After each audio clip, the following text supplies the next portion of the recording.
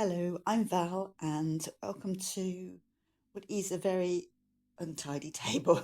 This is not my craft room. I don't have a craft room. This is my dining table, and as you can see, very few meals are eaten off this table because my crafty clutter is all over it. Um, I am starting, for some bizarre reason, a YouTube channel, and I want to produce some videos about mainly journal making, which is something I've really got into lately, and in particular junk journaling, which I absolutely love.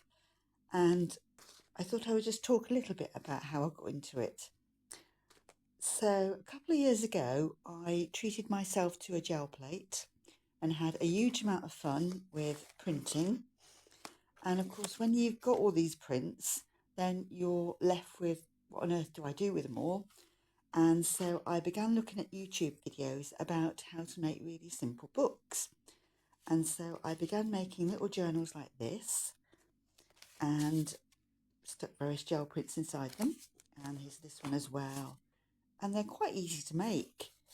And there are lots of instructional videos around to show you how. And this one contains some of my decent gel prints and some of my not so successful ones. Anyway, when you've made your books, you're then left with the question of what do you do with these books, what do you put inside them on the pages.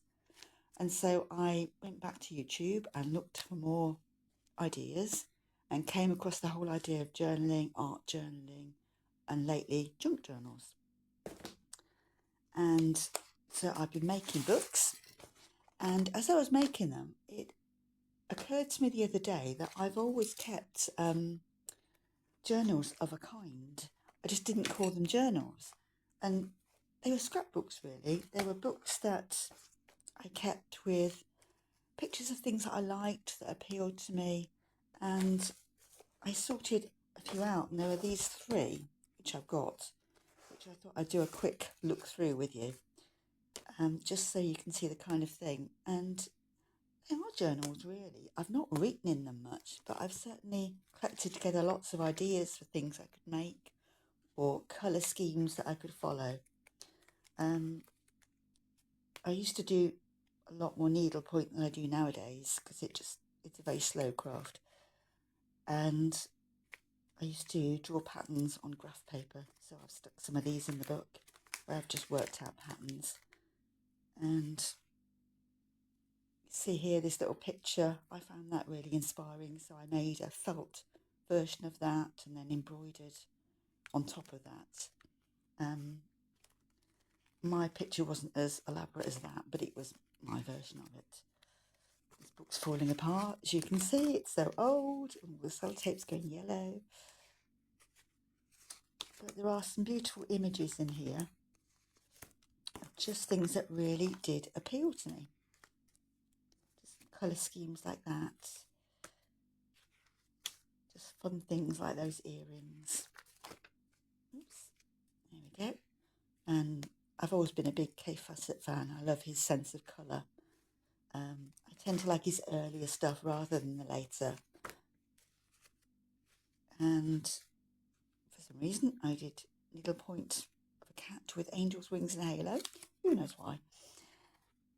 So you can see there's just everything and anything in here, like these little dolls.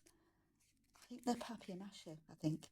And that quilt I love, made from men's shirting. And the collars and the cuffs have been used to do a kind of triangular binding on it at the edges. And just more and more ideas and things to spark off makes. I made a version of that to hang on the Christmas tree, which was a brown felt reindeer with white felt for the snow and a little red bead for the nose. And this is another book. And so again, just a collection of everything that just appealed to me when I saw it. That is a beautiful quilt, if ever you get a chance to see that in real life. I think it's called Liberty Jack. I can't at the moment remember who it's by, but it is beautiful. And that's by Brian Wildsmith, who's an amazing illustrator.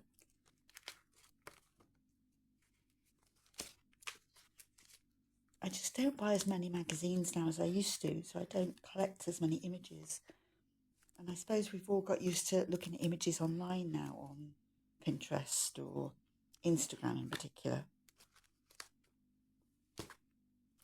I hope there's not too much glare from the light, that you can see okay. I love that picture, that dress. Amazing. And we just keep going with more and more things. I mean, some of these images don't appeal to me now as much as they did when I stuck them in the book. But it's still nice to have them.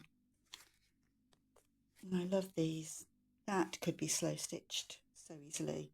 And that, I love that. That could be done with beads or with, I don't know, French knots. Yeah, beautiful. Okay, so that's that book. This is another one, similar kind of thing, where I've just collected together all kinds of bits and pieces.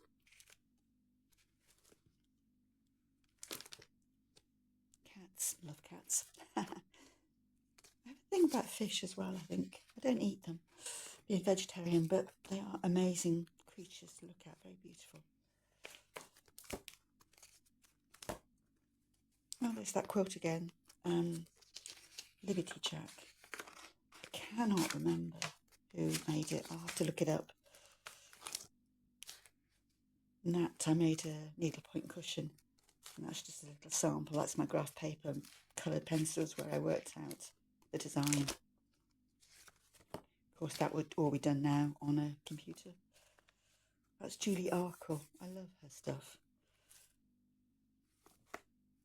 The sellotape is glaring with the ring light, but there's not really any way around that.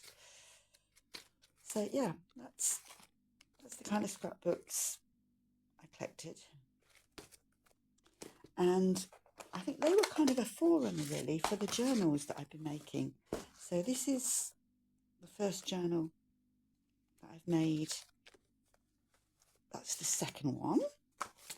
That's the third one. And I do think with this third one there is a progression. I can see they've got better as far as I'm concerned. So I will do a kind of a flip through of these. I won't do it on this video because I don't want this video to be too long or too full of me wittering away. And what else have I got under here, just to show you what else I've got in progress. I do always tend to have a lot of things on the go at any one time. Things do eventually get finished, usually. I'm doing this for Junk Journal July. That's not got a great deal in it as yet, but that's gradually going to be filled up during July. There's some prompts online. There's a list that I'm following. There's that one. This is another little journal I made, and it's not completed as yet. And I used a Tetra Pak for the cover, which has got a really nice feel to it, and it makes a really good cover. That one's still in progress. What else? Oh yeah, there's this one. Haha. This, for some reason, I had a food magazine. I'm not really sure where it came from, but I started cutting out images of food. So I've been making a little journal with mainly food images in there. Look at those. Mad.